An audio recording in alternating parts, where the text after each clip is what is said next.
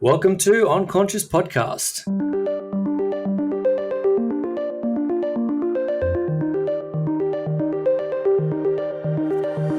As always, you're here with Reva and Chris, a couple of ordinary humans fascinated by extraordinary things. Every episode, we explore different ways to break free of unconscious programming to live bigger, bolder, more badass lives. Let's get OnConscious. Okay, folks, we are back and we are live with another Facebook Live edition of OnConscious podcast. As usual, you're here with myself, Chris, and wonderful Reva over in Dubai. And coming to you live from Birmingham. Is that right, Christian? Birmingham? UK? No. No offense to people in Birmingham. I'm coming from just outside London in a very sleepy place called Beaconsfield.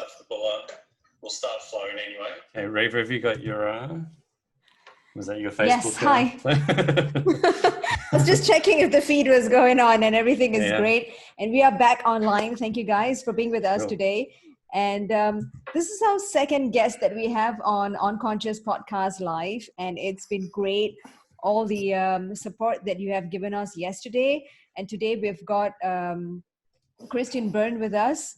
I think I'll leave McLean to do the intro.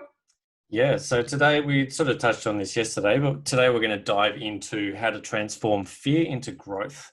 And that's something Christian does in his now coaching practice. He is a rapid transformational therapist and success coach who works with businesses. He works with six-figure entrepreneurs and high performers. As Christian says, after 20 years working for and starting creative businesses at the highest levels, I now specialize in helping six-figure entrepreneurs and high performers release the handbrake to hit new levels of confidence and success. And he also says, I did it all the hard way, so you don't have to. It's awesome to have you on the show, Christian. We've known each other for some time now, sort of when you were in the creative part of your life. We have. Many moons ago, and lots changed since then. So give us the skinny. What's happened in the last I think generous decade? The word creative. Yes, the creative industries. And we're all in the creative industries, and we understand the pressures of that type of business. Yeah. So I started this journey really, I think probably we have to go back a little bit further, probably about 20 years ago. So I was the first part of my career after university, I was in London in advertising, just careering through life completely unconsciously. Back when, advertising in the 90s was still quite irreverent. And I guess I had what some people call a moment of clarity. And within about 6 weeks, I was in Dubai in 2001. And, I don't really know what happened other than, I think, the subconscious level, I needed to sort myself out. And I just went on a massive journey of absorbing spirituality and training in various different things like Reiki and meditation, and then started consuming personal development. I think probably typical of most people, typical of most guys my age, coming into their 40s, a bit disenfranchised.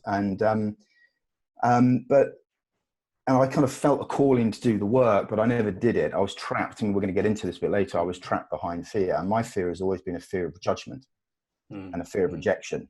And we'll talk about that a little bit later. So I never really gave myself the opportunity to take what was a very passionate, very enthusiastic part of my life, but very private, take it professional. I started to do it by doing Reiki and stuff, but I never really stood up and committed and showed up for people, which is what's really important in this work. Is to have a deep why, stand up and really understand what it is you're trying to do and what you're trying to change for people.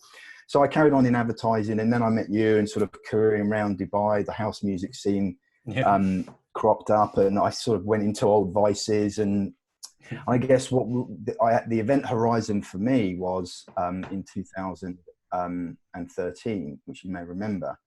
I think my body or my mind decided that, this isn't working for you anymore, and we're going to take you down in the worst possible way. And I allowed cancer into my experience. And within the space of 6 months, I went from living what most people would consider a very privileged abundant existence to having absolutely nothing. One, that's not true. That's not true. I'll come to that in a minute. Having none of the material things that I thought were so important, unable to walk, and pretty much staring death in the face.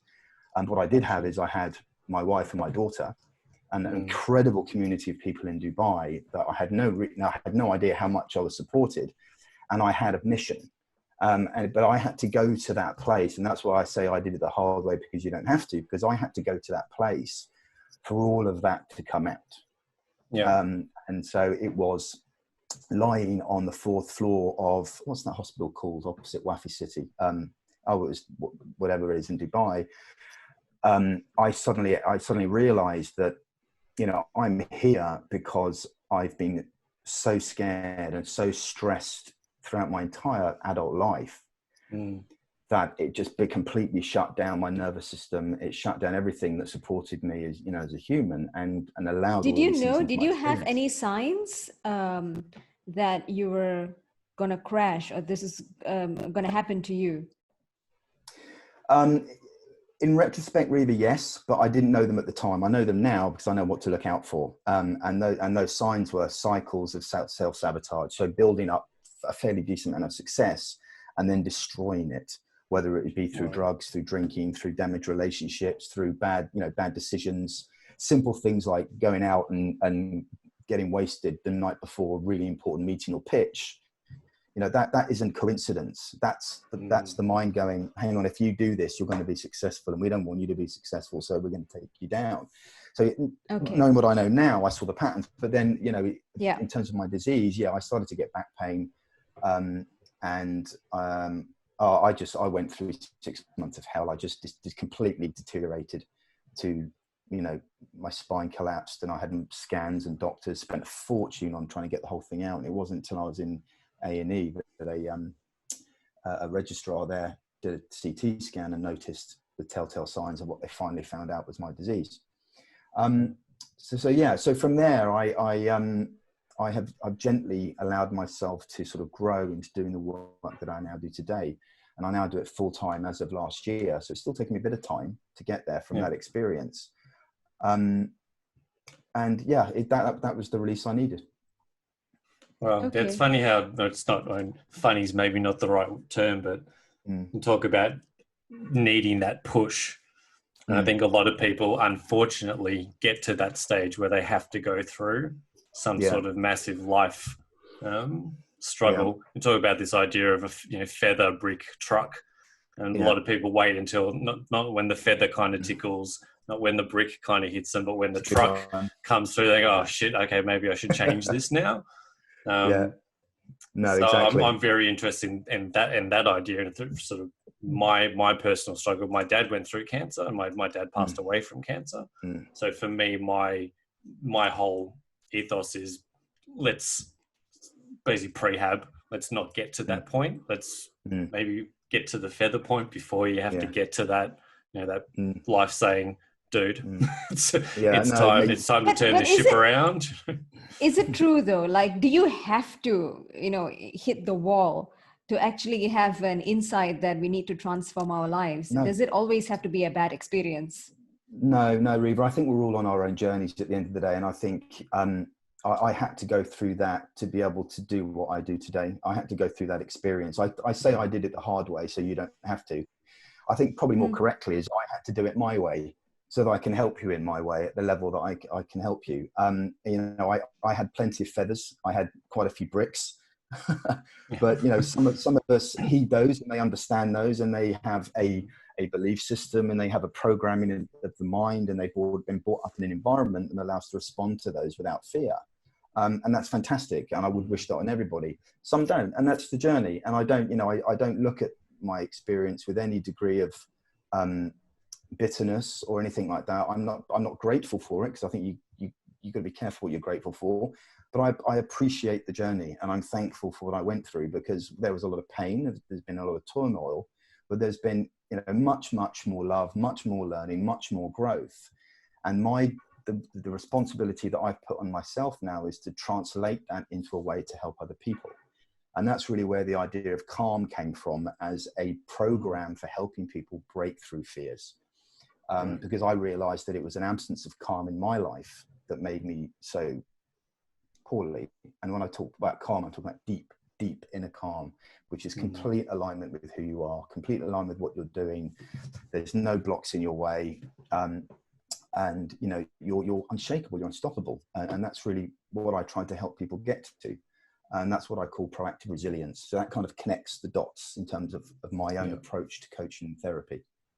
I think what Christian's just covered tends to be a pretty, I won't say a standard journey, but I think a lot of people have to go through some sort of struggle, some sort of not achieving what you want to achieve, some form of I want to be here, but I just can't seem to get there. Something is missing from life, and that drives you to dive deeper inside. At some point, you pick up a Tony Robbins book, you pick up a Robin Sharma book, you go do a course, you do a meditation class. With your sort of get into how your training and your background and doing, does that seem like a lot when you work with clients? Is that a tendency that people sort of have that sort of, they have to go through some sort of suffering in life in order to come out that other side or to start the journey? Well, it varies from person to person. I mean, I do an integrated approach. So I have my rapid transformational therapy, which is just a very modern and advanced form of hypnotherapy, which combines lots of different therapeutic practicalities, so neuro-linguistic programming, CBT, psychotherapy, but we do it under hypnosis. And then the traditional coaching as well. I don't do much energy work anymore, only on special occasions. And it really would depend on where the person is. So during my consultation and so I offer a free half an hour personal insight call with people that people just maybe just want to have a conversation, or people actually want to invest in themselves going forward. And during that, we'll figure out where they sit in terms of their resilience. So I break that down on 4 layers. It's control, it's their level of commitment to who they are and what they're doing, their ability to be creative, and the amount of contribution they're putting out there. Now, that's not a linear thing, it's circular, because they can be very high in some areas, but very low in others. And what I'm looking for is how deep and how programmed they are, or how deeply their fears are programmed into them. And that will see whether I need to actually take them into RTC so we can get rid of that quickly and take them on a coaching journey. But there isn't a real pattern. I think, look, our success, for all of us, our success and most of the things we want in life are regulated at a very young age. And when we hit that level, some people have the strength to break through. Most people don't. And there you have 2 options. You can keep pushing, and you end up in either burnout, or you end up having a situation like I did, where the body just takes over because you're in a constant anxiety and stress mode, that your nervous system is just shut down, and you're just in a constant state of all those chemicals that it releases, the fight or flight. Or you can get help. You can stand up and you can have the courage to say, I can't do this on my own, but I know I'm worth more than this, and I want more than this, and I'm going to go and get help to do that. So it's more the latter group that usually I work with. Okay. So correct me if I'm wrong, but usually these, I'm sorry, I have to ask this question quickly. No, go for it. So, when we talk about limiting beliefs, right, this is something that we had a chat about on yesterday's live streaming as well with our healing therapist. So it's usually the left brain, or our analytical brain, that is dominant when it comes to limiting our beliefs, saying that you can't achieve this, you're not able to go through with this. You have failed a number of times in the past. What makes you think that you'll be able to go forward? I mean, these are the things that we think about every day. Like, I couldn't run like 500 meters yesterday. There's no way I'm going to do 2 kilometers. It could be as small as that, or it could even be, I'm stuck at home. I was bored yesterday. I'm going to be bored today. I'm going to be bored for the next couple of weeks. And this is my life. I am stuck. I am a prisoner inside my house. I have nowhere to go. Now, that's a limiting belief, isn't it? How does all this help during these times, these challenging times? So it's a good question. So I think there's a lot going on at the moment. I think with this period of lockdown and isolation, and I think 2 things are happening. people are starting to become very aware of themselves. And to answer your question, I think there's two types of fears that are coming up. I think there's three types. There are things that naturally we're a bit frustrated with. I don't think it's a fear. I think it's just frustration. We feel like our rights have been taken away from us. We're getting bored. We don't know what we're going to do. If you've got a family and you're homeschooling, that's all new to you as well. And that I think most people can deal with on a day-to-day. Right? We have the strategy. We have passive resistance in us to be able to cope with that, right? In terms of our mental and our cognitive abilities.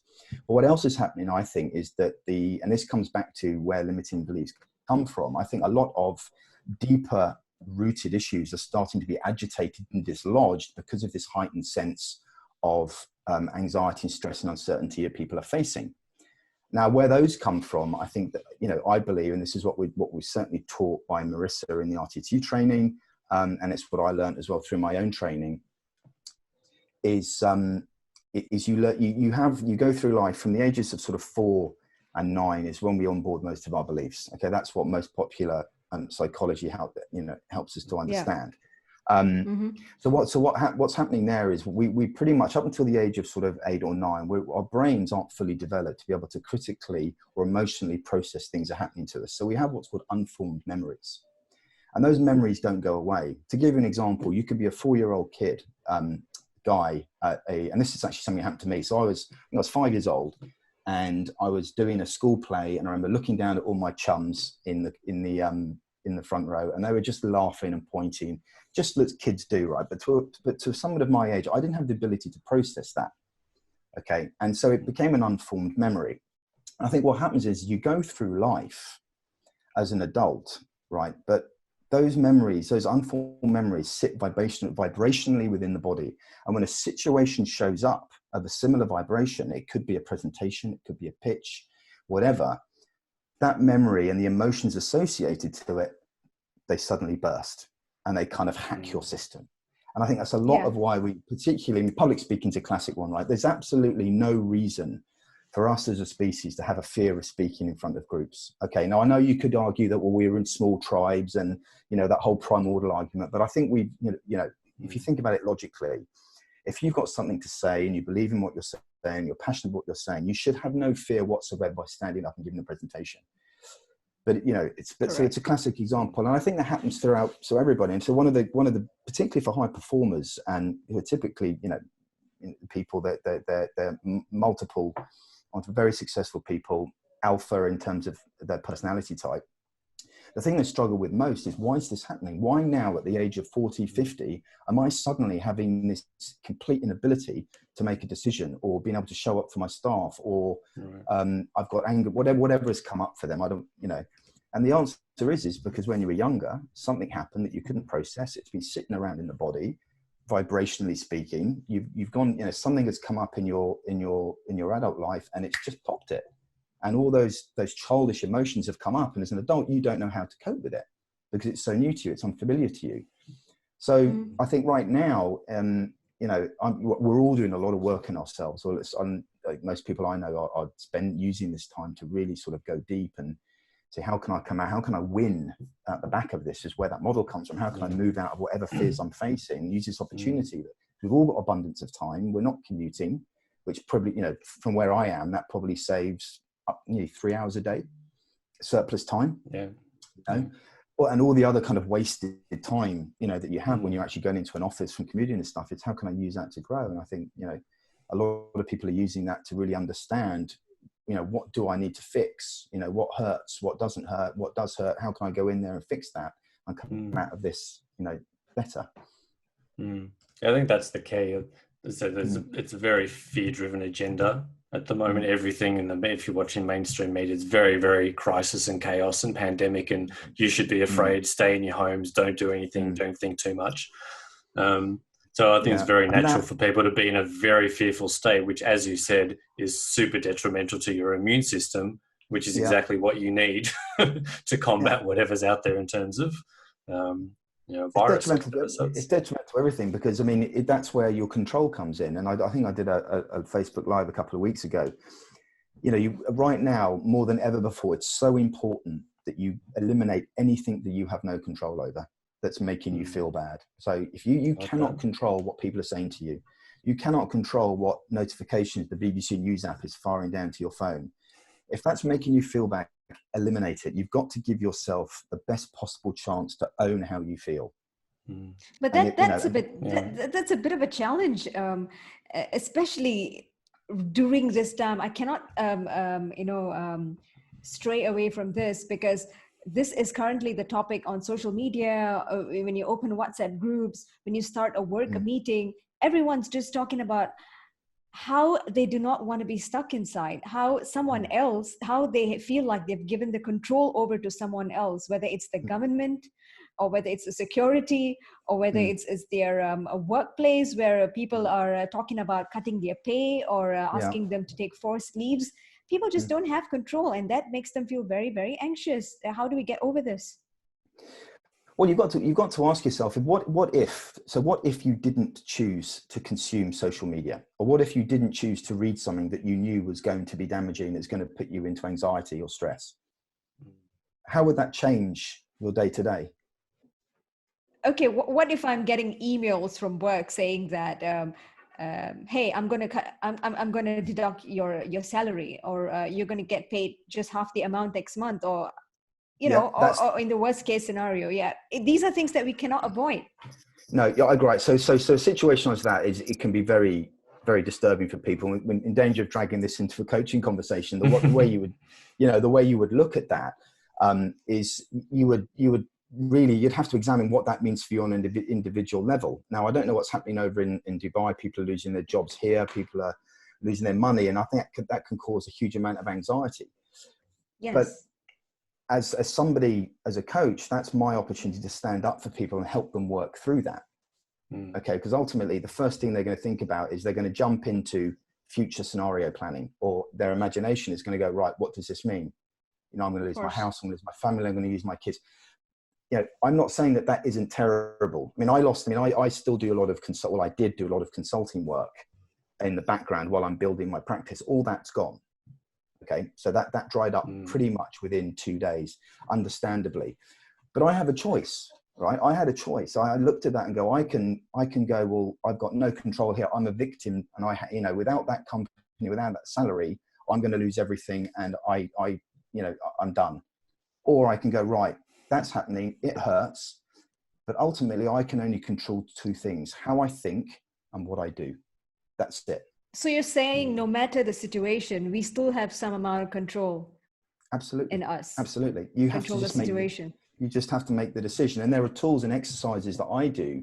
I borrow one from a guy called Tim Ferriss, who you might know, the guy who wrote the 4-Hour Work Week. He's just love Tim Ferriss. He did a TED talk, and actually I'd encourage anybody to go and find this, called Fear Setting. So he did this whole TED talk instead of don't set goals, set fears.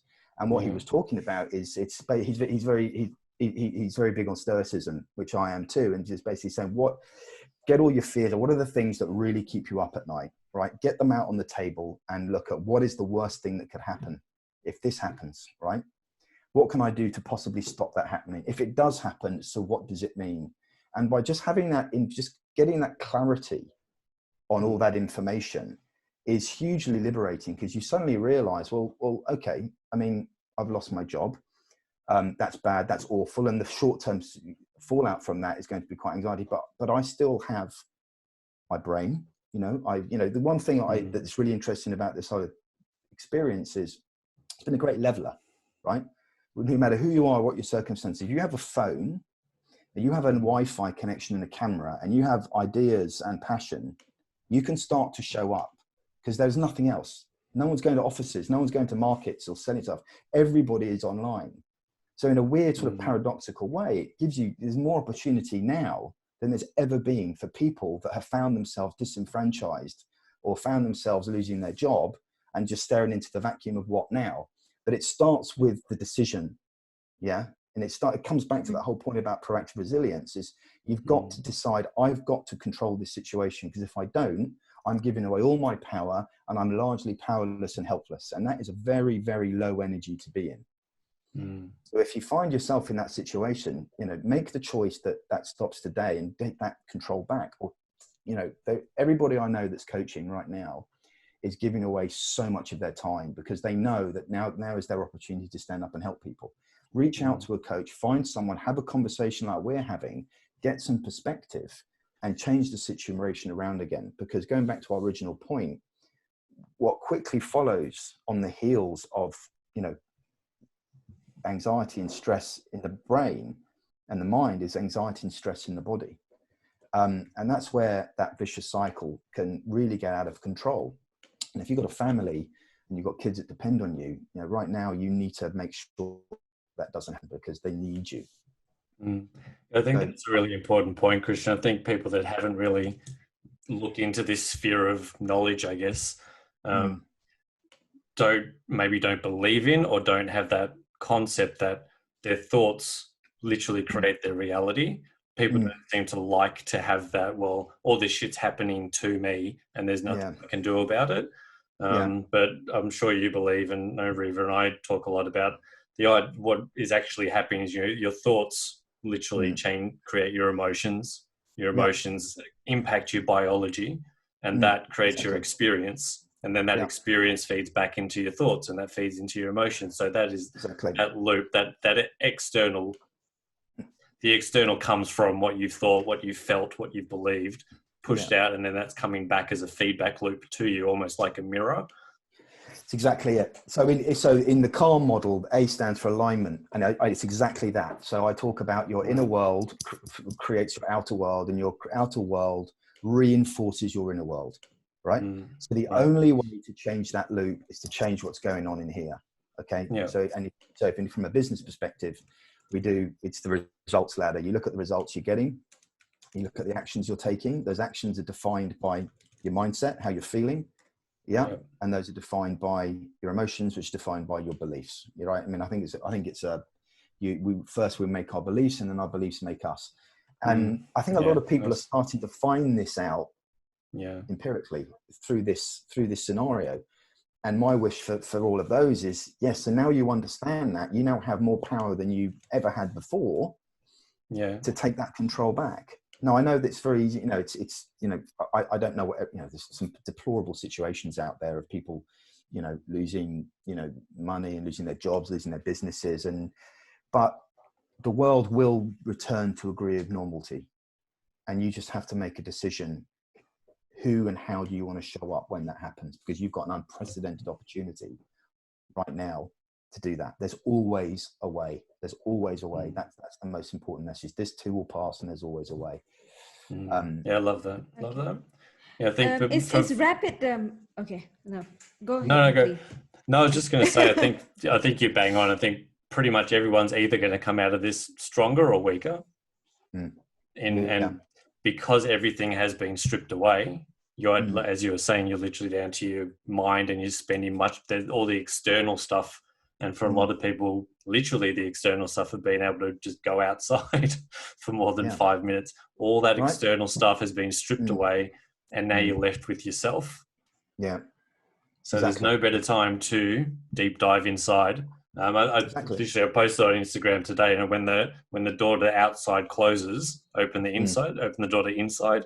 I think that's literally the journey people have to go on now. And if they do that now, if they do that internal work, they'll come out of this thing fathoms exponentially stronger than they were coming into it.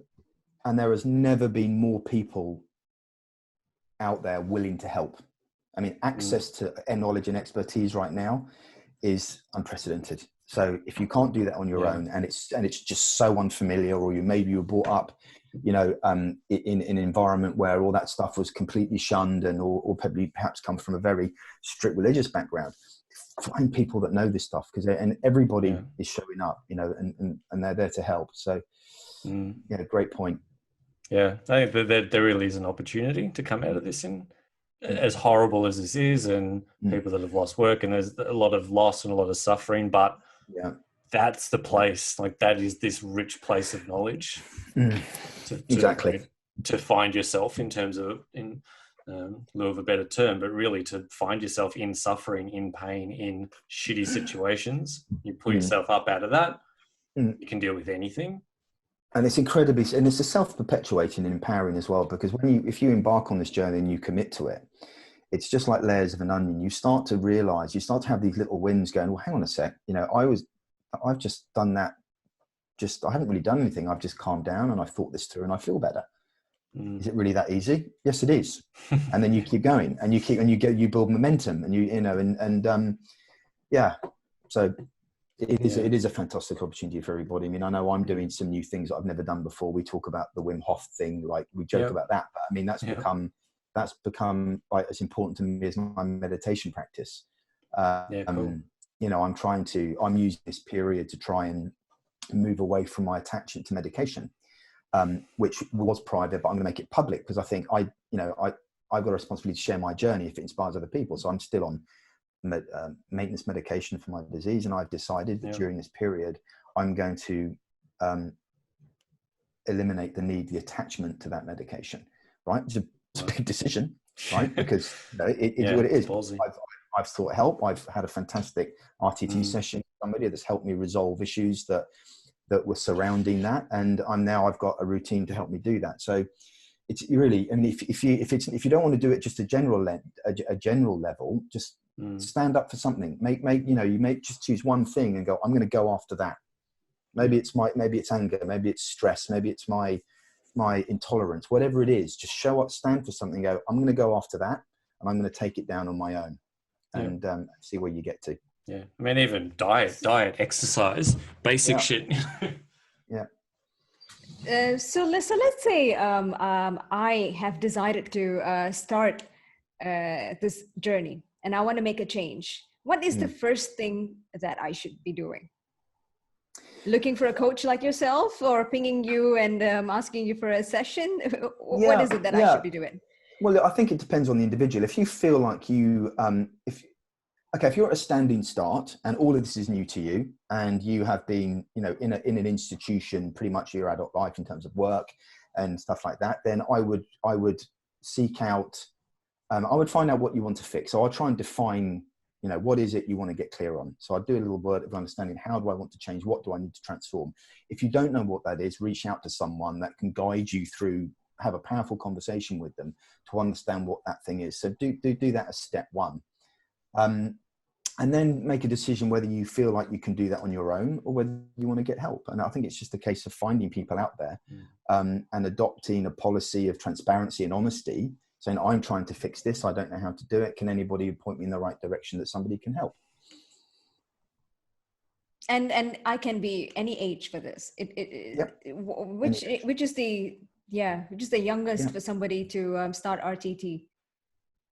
It doesn't matter. Well, you can do RTT on anybody. I did a session on my daughter not long ago to help her with concentration. I didn't regress, do root cause work. So the main very important part and the powerful part of rapid transformational therapy is guiding the client back to the root cause, the imprint of when the belief was established.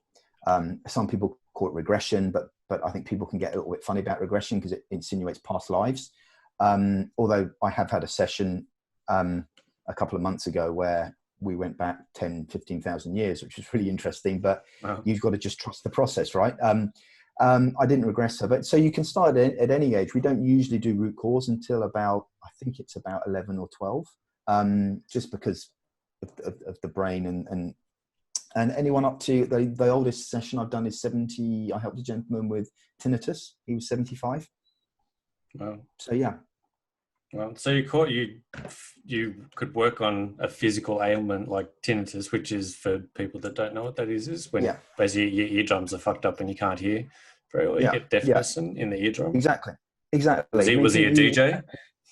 No, he didn't. But what was no, he wasn't. But he did shoot a lot of guns. So most of the scenes we went back to was either him blowing up stuff or shooting guns, which was quite funny. So I was a bit like, okay, I know where we're going with this. That'll do it.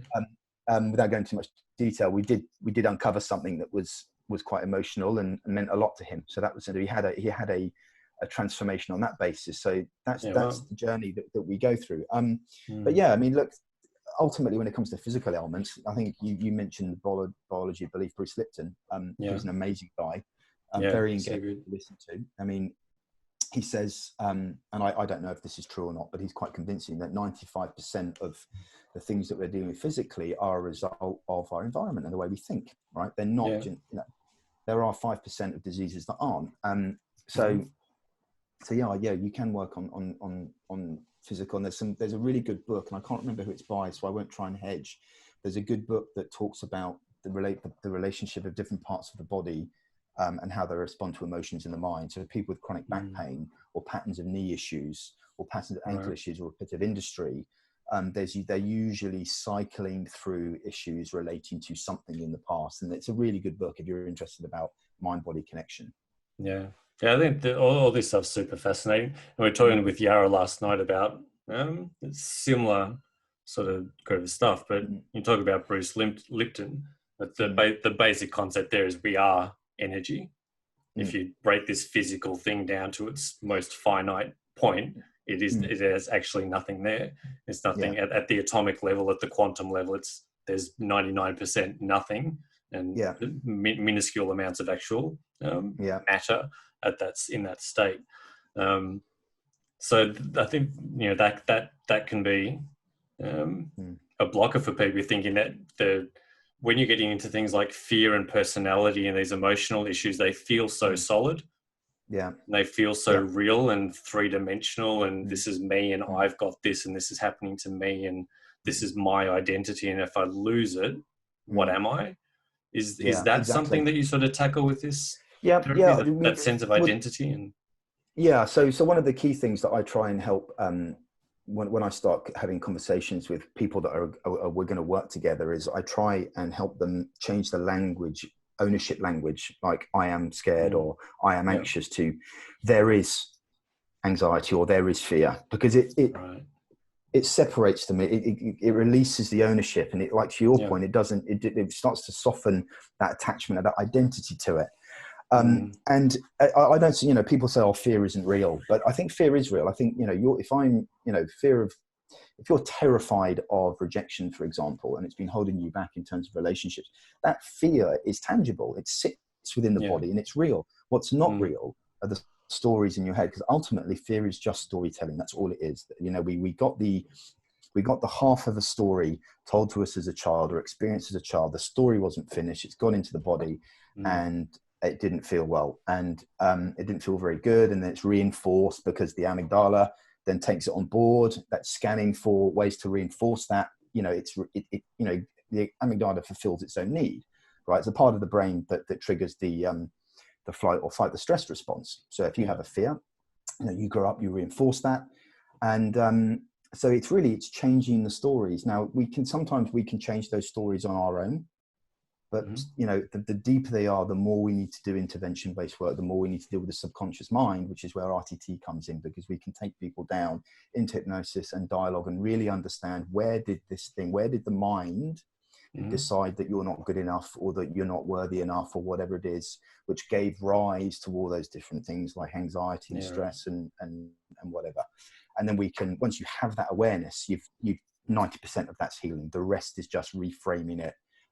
And then doing the whatever work that we do afterwards in coaching, and there's a whole different, there's lots of different things that we can do depending what the issue is. It's just reinforcing and rewiring the brain with that new belief that supports. I think I completely agree. I always used to think that I'm quite well versed in the topic of transformation or growth, and I've read a lot of books. I've had lots of discussions with McLean. This is what we talk about for the past couple of years.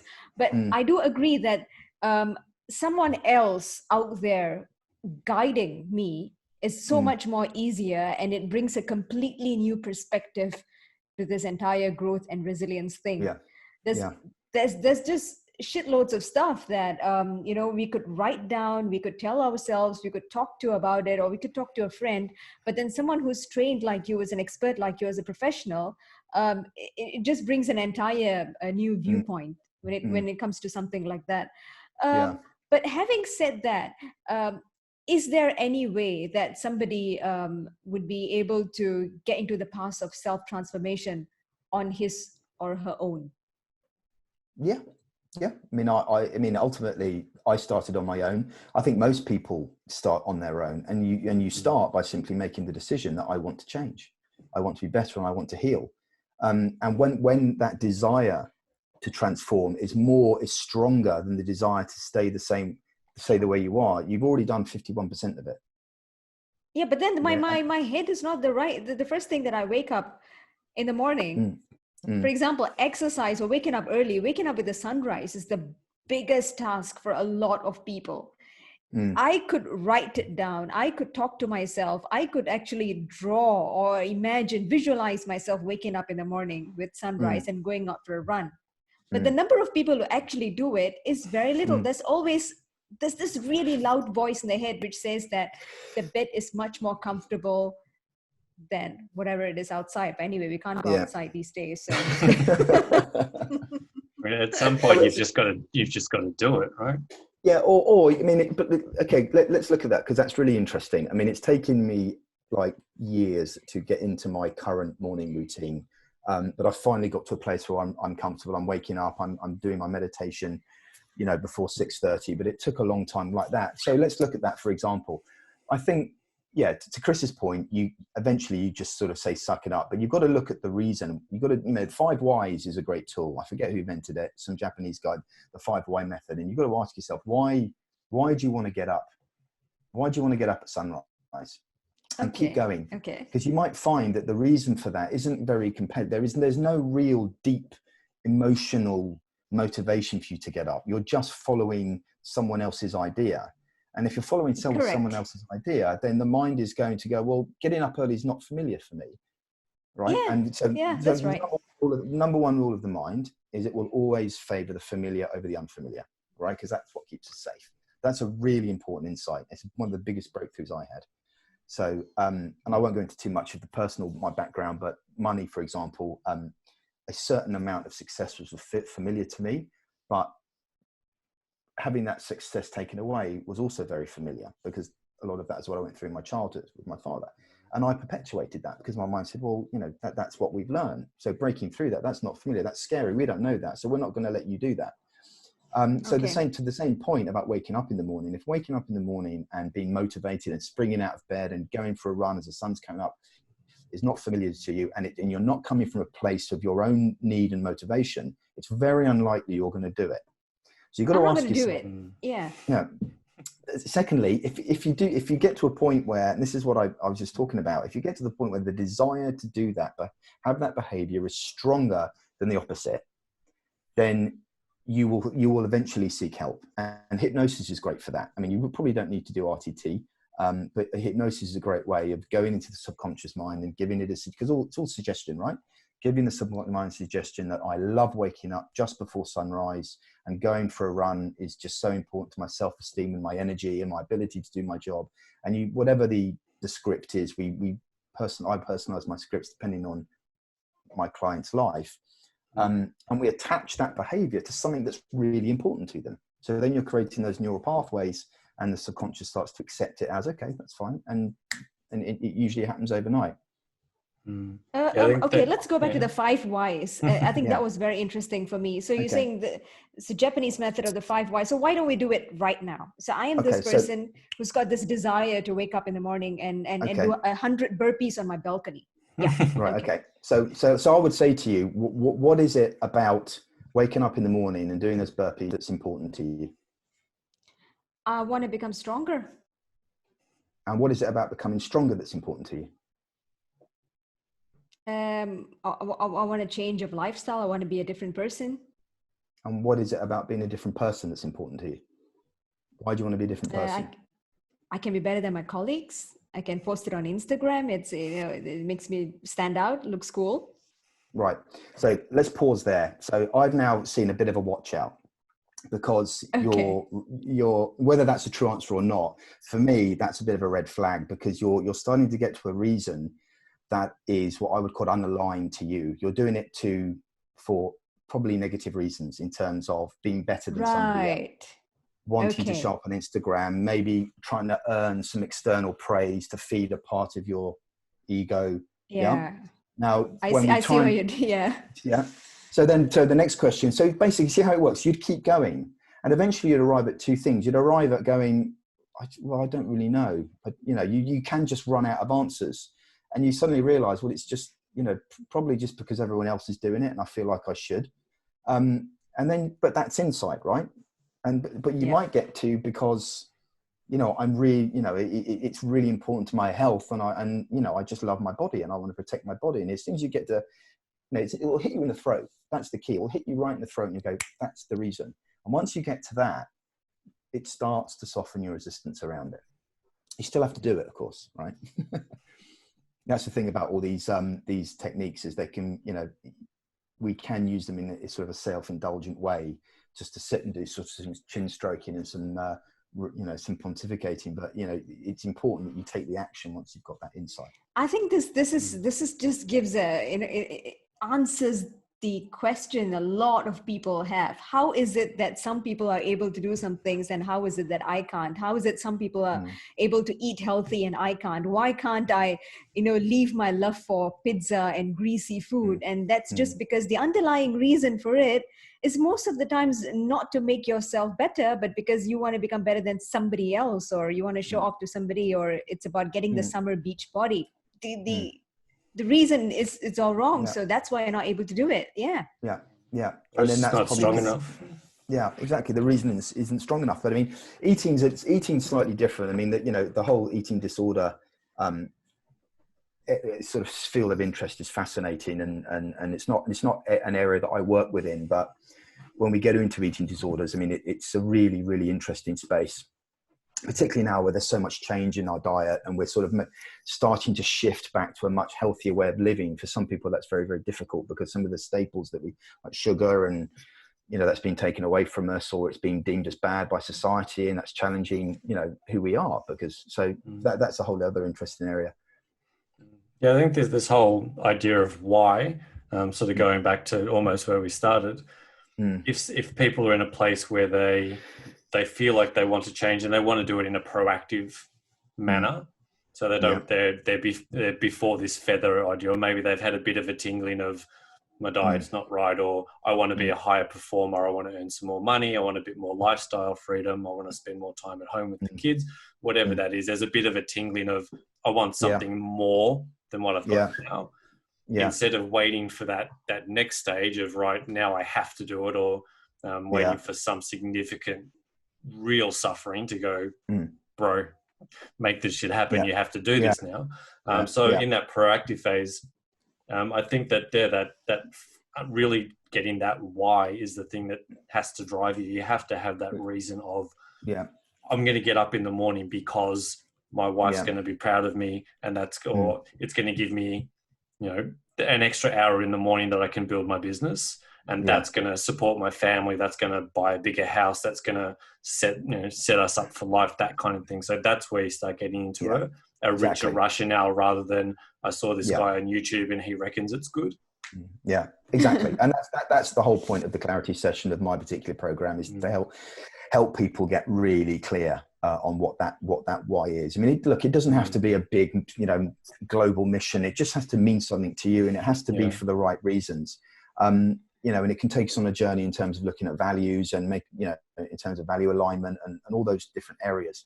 And it can be, you know, the clarity session for me is probably 60 to 70% of the work, because it's in clarity we realize, because as well as the why, and we've got to that reason that we want to do it, it's like, okay, well, what's in your way, and how dense is that, and how deep is that?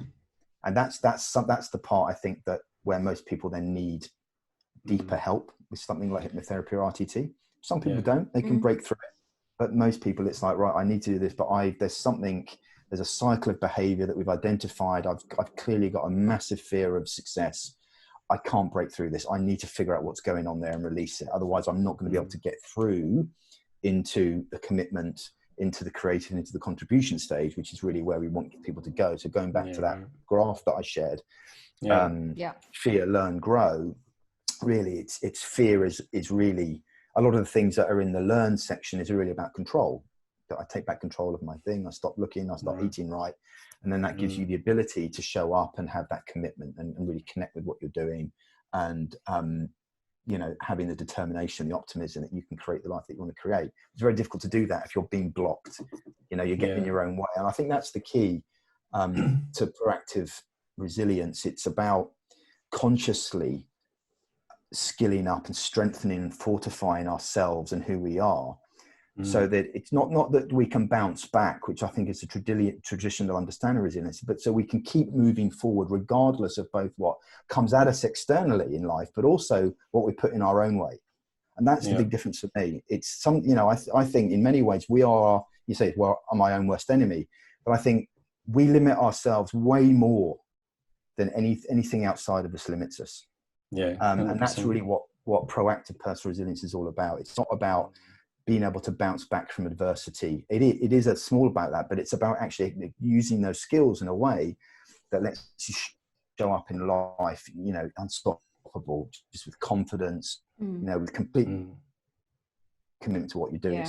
You're on fire. And it's not about nothing can hurt you, because that's not, and the one I got pulled up on that by somebody, it's not about teaching people to be emotionally cold. It's about being able to witness that emotion. And this is where we do this in mindful meditation. Witness what's going on, recognize it, don't identify with it, and then make the choice to move forward. That's the key. And that's a lot of where it's not spiritual, but that's where we start getting into a little bit more of the transpersonal work, because that's a really important part of it. Speaking about moving forward, we've got about, I think 5 to 6 more minutes before we wrap up this conversation for the day. I've just got this question about, for me, at least personally, thinking in retrospect made a huge difference for me, that growth is not something that I compared to 1 hour ago or 1 day ago or 1 week ago, but from where I was a year ago or 6 months ago. So the momentum is actually a great inspiration for growth. It recognizes that you're moving forward, right? So you're learning to celebrate the little things in life and the big things in life, and acknowledging our self-worth. So what can you tell about just the fact about momentum? So and momentum's the last part of my program is so important. So momentum is such a wonderful thing. Like when we're children, we are taught from a very young age to celebrate everything. Like when we pick up a spoon for the first time, it's like we get praise showered. So we're taught that. But at some, for the littlest things, right? But at some point we unlearn how to celebrate and how to identify our wins and our successes. So the momentum part of the course is once we figure out where we're going, we've got clear and we're actually going through, we've got a program to sort of move forward to achieving that. Momentum is about having a program of celebrating, of identifying what a small win is to you as an individual. So small win to you, Reva or Chris, is probably different to me. So it's all about being individual and making a point of checking in, acknowledging and celebrating what those are. Now, if you want to do that privately, do it privately. The point is getting into the habit of going, I did that, that's amazing, because I wasn't there yesterday or 2 days ago or 3 years ago, but I've made it. And the same with the big wins as well. And what how you celebrate that and through what means is entirely down to the individual. But yeah, I think you're really, really important, because that's where it becomes self-perpetuating. So the more that you can sort of empower yourself with, identifying that you're doing well, identifying that you're growing, you're expanding, and you're winning, whether it's big or small, is a way. First of all, it's a way of releasing the need for external validation, which is really important. Yeah, and it just keeps, just builds that inner power, that builds that inner strength, and builds that inner resilience, so that when you're not winning so much, that you're still able to identify when things are going well, and you're not beating yourself up so much, because you've built a personal culture of self-celebration. And that's really important, because nowadays self-celebration is largely seen as arrogance, and I think it's a cultural thing that we need to change. And I think we change it individually by going, do you know what? I'm pretty proud of what I've done. I know it's only small, but it means something to me as an individual. And I think that ties back to you, Reva, with this idea. And I've been watching a lot of this guy named Wes Watson lately. I don't know if you follow him, but ex-convict, but found his spirituality doing 10 years in California prison, super switched on psychologically and spiritually, but just a hard-ass motherfucker, and gives it really plain. But he talks about this concept of stacking wins. So obviously he's up at 2:45 every morning doing 1,000 burpees, and that's sort of what he trains. He trains get into it, get into the depths of yourself through physical exercise, and find yourself in that place, and that's where you build that resilience.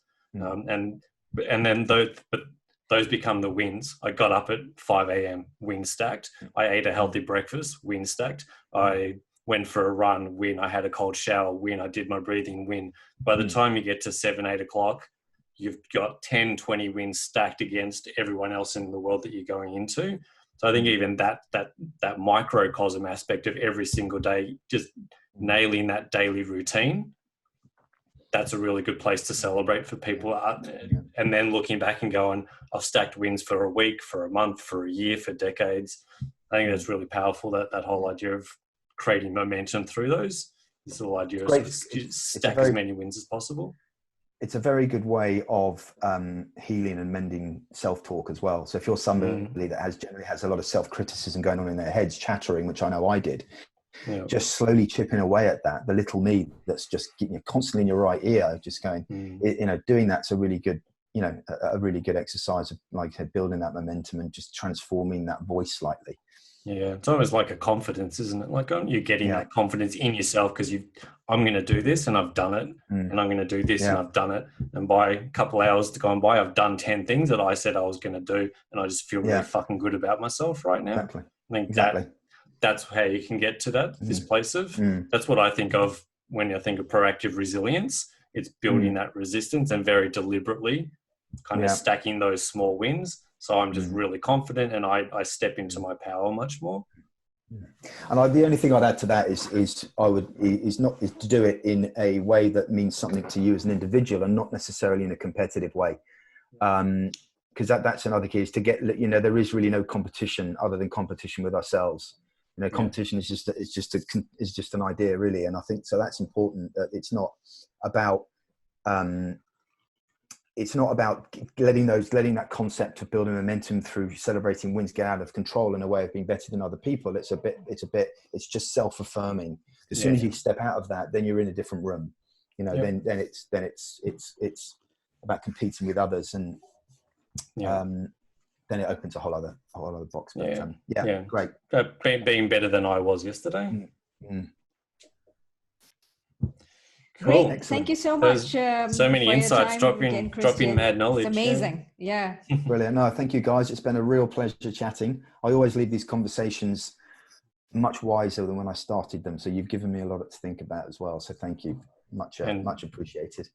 And vice versa. I think this is going to be can't wait to get this up on the podcast, on the channels, and get some people listening to it. So I think there's some really deep knowledge in there.